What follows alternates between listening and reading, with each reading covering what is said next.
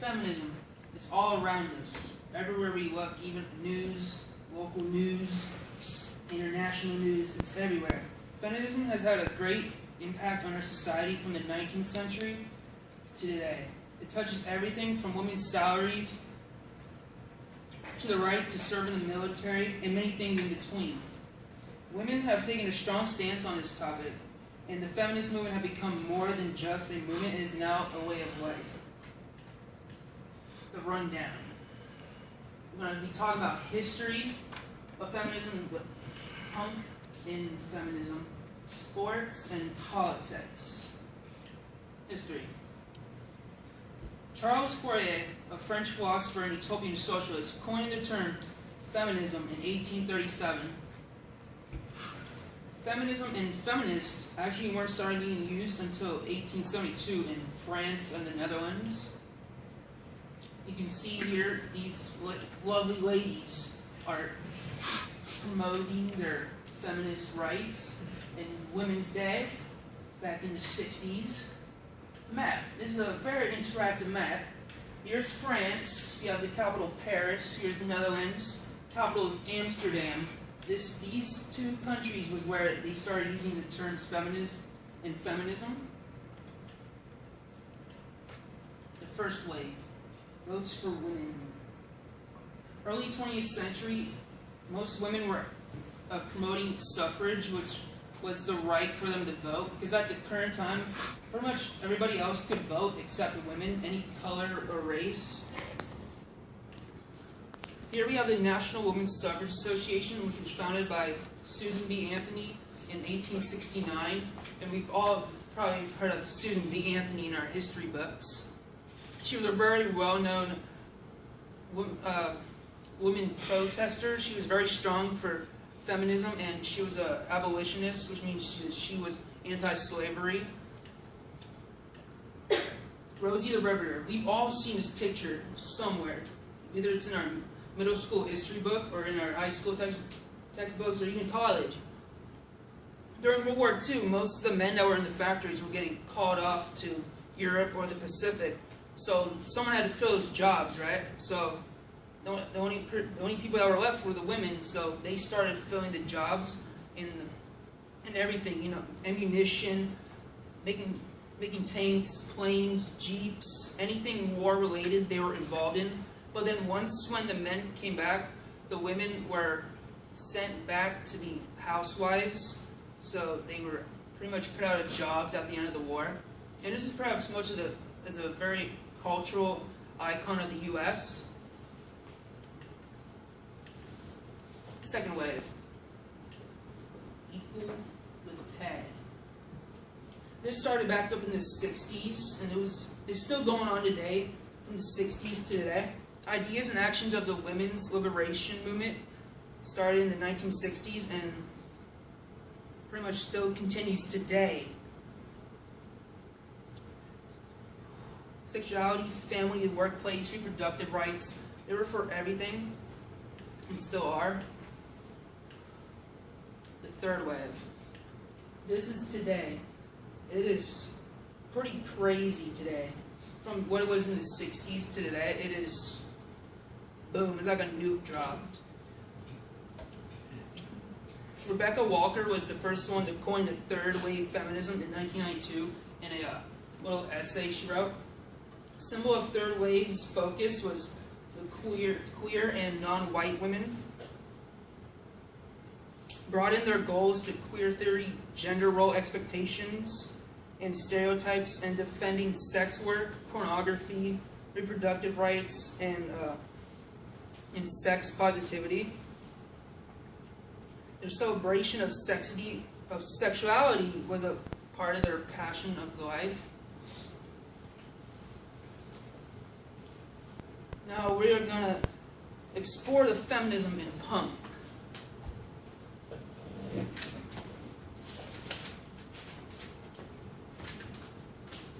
So, as all of you know, I love punk. So it would make sense that I would do my part in the project on feminism and punk music, which it does actually have a lot, like a big role to play in punk. It all started with the Riot Girl movement, which it started in the early 1990s, and specifically it started in Washington, D.C., in the Pacific Northwest, especially in Portland, Oregon, and Olympia, Washington. The main focus of Riot Girl was to bring girls together and to talk and sing about domestic abuse, sexuality, discrimination, racism, the male patriarchy, and female empowerment.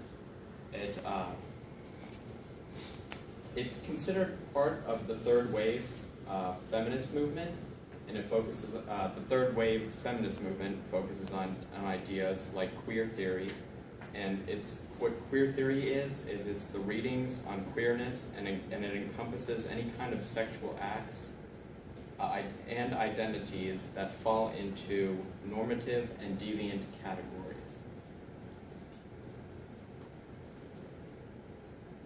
It also talks about sex work, pornography, reproductive rights, which is the right for women to have abortions and things relating to that matter. They talk about sex positivity, and what that means is it's about abolishing the ideas of sex being considered bad or dirty. They're also about ending slut-shaming, which plays into the ideas of sex positivity. They also the queer focuses on mismatches between sex, gender, and desire, which also has a big part to play with Riot Girl, but it's part of Riot Girl, but it's like a subgenre of Riot Girl, and it's called queercore, and it's a bunch of bands that usually consist of members who are queer or identify by different genders and stuff like that. And when Riot Girl was started, one of the most famous terms that was coined was "girls to the front," which would mean that all the girls move up to the front of the show so that they could be safe and they could watch the show in a controlled and safe manner. Now, these are some Riot Girl icons. Her name is Wendy O. Williams, and she's the lead singer of the Plasmatics. She wasn't really, she was before her time, really, because she wasn't considered part of the Riot Girl movement, and she was doing things before the Riot Girl movement was started. And this is what she wore on stage. She would wear electric tape over her nipples, and she just basically didn't care about anything. These girls are in the band The Butchies, which is one of the bands that started queercore, and basically this is Slender Kinney, and if you notice right there, if any of you have seen Portlandia, that's one of the main characters in Portlandia, which I think is really cool, because not only did she help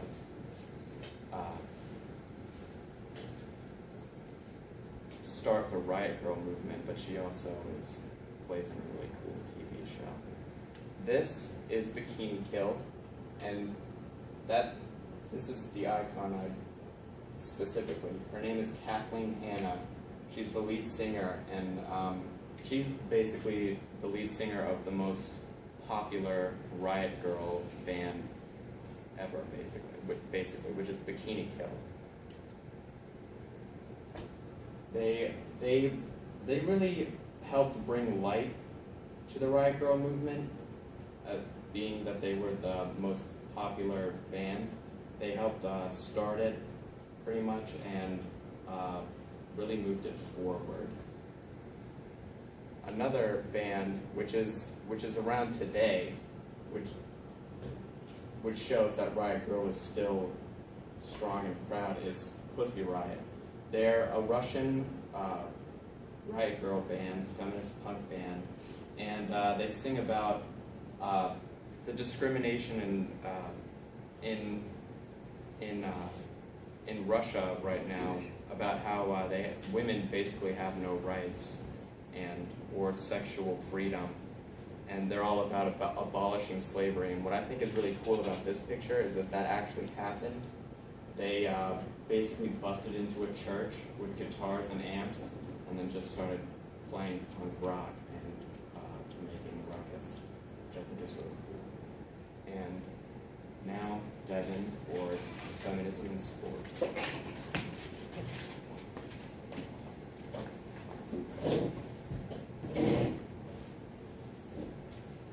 As we have seen, feminism is present in many fields. This includes sports. 96% of sports news today is male sports, and it's safe to say that 75% or more of nationally televised sports are male sports. When you think about sports, you think about male sports like football, basketball, or baseball. If you were to think about commentators, something like that, you would think of people who analyze games at halftime or at the end of the game, or sports commentators like during the game. The NPF is a professional baseball league for women. There's only 4 teams in this league, and each woman can earn about $8,000 to $10,000 a year. They don't earn very much compared to Major League Baseball players, where the biggest contract ever was signed about a week ago, 13 years, $325 million. There's football for women. It's called lingerie football. In this sport, women run around in lingerie, shoulder pads, and helmets playing 7-on-7 football.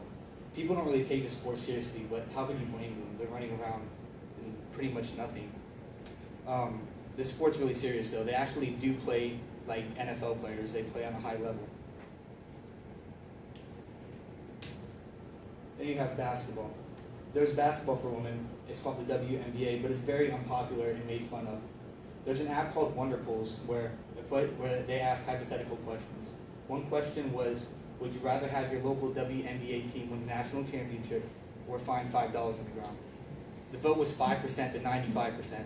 5% said they would have their local WNBA team win the national championship, while 95% said they would rather find $5 on the ground.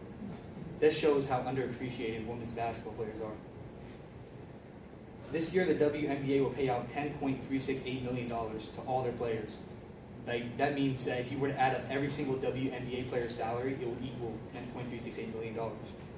There are 52 NBA players that will earn more than that this year alone by themselves. The 2013 WNBA MVP, Candace Parker on the left, she earned $44,000 last year, while the 2013 NBA MVP, he earned $17 million last year. He earned 405 times more than Candace Parker in 1 year. That shows how underappreciated female athletes are by fans and by their leagues. In commentary, there are hardly any female commentators. When you think about a female commentator, they're mostly sideline reporters. They just ask questions, they never really give their analysis of the game. When you think of people giving their analysis of the game, it'd be like a halftime show with a bunch of men sitting around in a circle talking about a football game. Then each major sport pretty much has its own commentator, like one female commentator that's kind of like the head commentator. So the NBA has Doris Burke, who's in the middle right there, and then the NFL has Aaron Andrews. And on the right you can see what like a bunch of men look like when they're giving like their analysis of the game. Women never do that.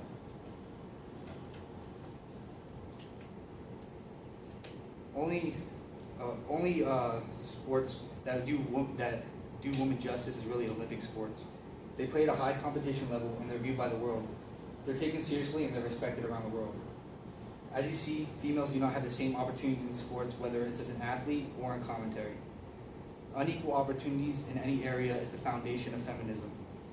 There are a few groups who have taken action. For example, the Feminist Majority Foundation. Nearly 20 years ago, they lobbied Congress to pass Title IX, which prohibits discrimination on the basis of sex in education programs and activities that receive federal funding assistance, including athletics and sports. Title IX mentions it only affects those programs that receive federal funding, so that means that outside of pretty much high school sports, women aren't required by law to have equal opportunities in sports. But there are some athletes that do have the equal opportunities, like Brittany Griner. She's a female athlete who has received recognition for her abilities Brittany Griner is the center for the Phoenix Mercury in the WNBA.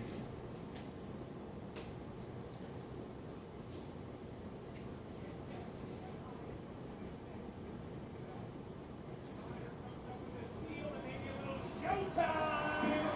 Brittany Griner, the two-handed finish, the scream to the sky, and the 24-point Phoenix lead. I might want to see that again. This is something that no other woman playing basketball can do. The two-handed slam, hanging on the rim, and they say, oh no, not her. Don't let Brittany Griner be the one out on the break. That she gotta do it. Brittany Griner is an incredible athlete. As you can see, she's probably one of the only females in the world that can dunk a basketball. There's an NBA team, the Dallas Mavericks, and their general manager, Mark Cuban, not too long ago, he wanted to sign Brittany Griner into the NBA, the men's basketball league. But this idea was shot down because she's a female. But I mean, it's amazing that a female was unofficially offered the opportunity to play alongside some of the best competition in the world. Female athletes and sports admirers are largely unappreciated. You can see this in their salaries compared to men. They're seen as a joke. You can tell it's because they play a sport as disgraceful as lingerie football. Female sports are only taken seriously once every 4 years during the Olympic Games. That's when everybody really seems to take them seriously. But females have made progress, seen in the Olympic Games and Brittany Griner. They've made progress since. They've been making progress due to the Feminist Majority Foundation. And they're going to keep fighting to give women equal opportunities in sports. And now we're going to take a look at politics in sports, or feminism and politics.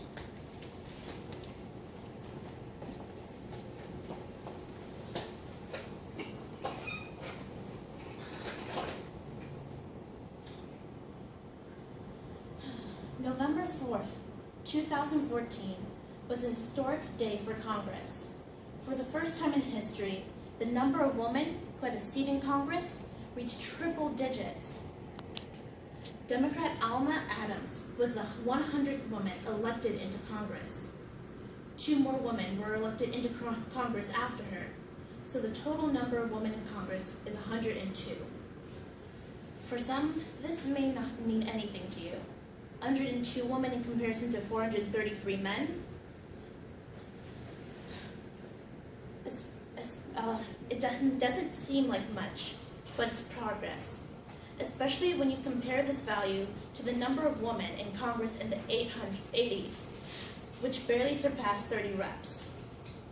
We as Americans have really fallen behind in equality. As a country founded on the concept of equality for all, it's very contradictory how we view and treat our female politicians. When you think of a female politician, some of the pictures that pop into your mind may be like this. You think of strong, determined, intelligent women. Well, when you actually look up images of female politicians, you get pictures more like this, looking kind of weird and crazy, and I don't know what Sarah Palin's doing up there, but yeah, that's really what you get. Even Iceland has been doing better than us. When they elected Vigdis Finnbogadóttir as their president, she was the first female president anywhere. Other countries have followed suit since then, such as South Korea, Brazil, Libya, Argentina, and Malawi, just to name a few. Since the mid-1800s, women in America have been struggling to get a footing into office. In 1866, Elizabeth Cady Stanton was the first woman to run for the U.S. House of Representatives, even though she was not eligible to vote. She ran as an independent from New York State, receiving 24 votes out of the 12,000 that were cast. In 1887, Susanna Salter was elected mayor of Argonia, Kansas, the first woman mayor in this country. In 1896, Martha Hughes Cannon was elected to the Utah State Senate, becoming the first female state senator.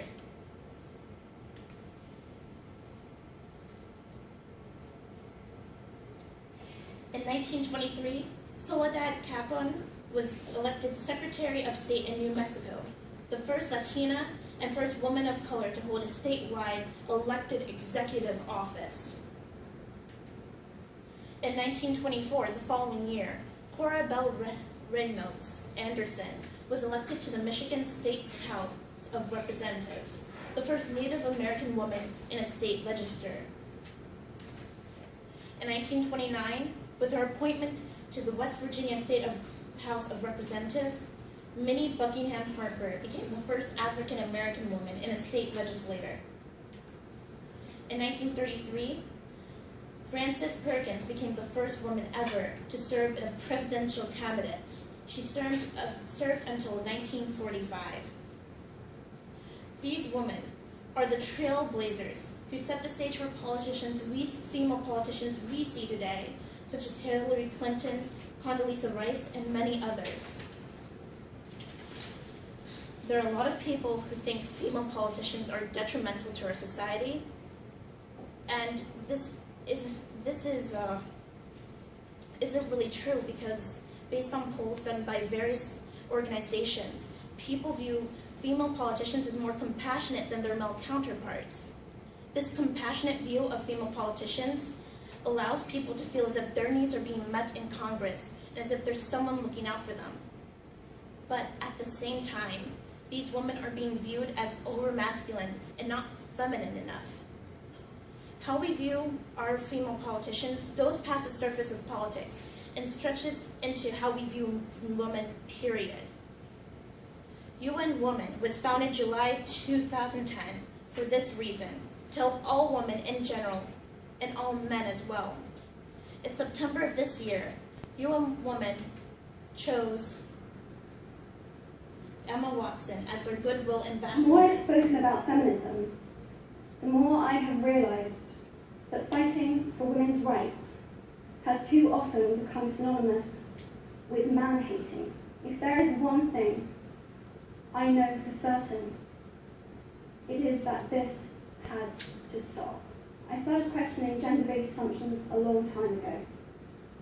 When I was 8, I was confused with being called bossy because I wanted to direct the plays that we would put on for our parents, but the boys were not.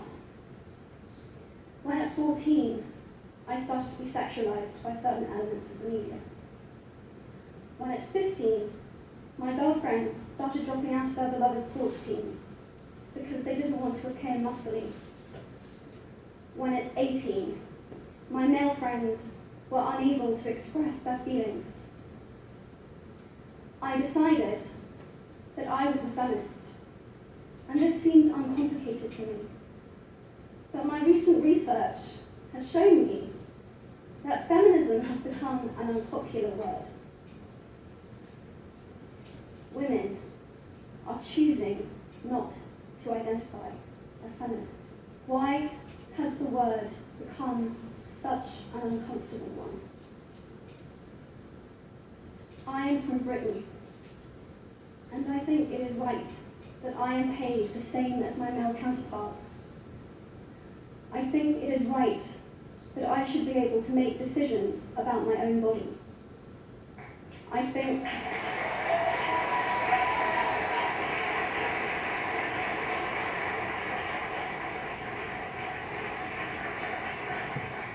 it is right that women be involved on my behalf in the policies and the decisions that will affect my life. Emma Watson has recently helped UN Women launch their newest effort for feminism, called He for She. As you can see, feminism has played an important role in our society for decades. It has touched things as basic as women's right in professional sports to groundbreaking things such as politics.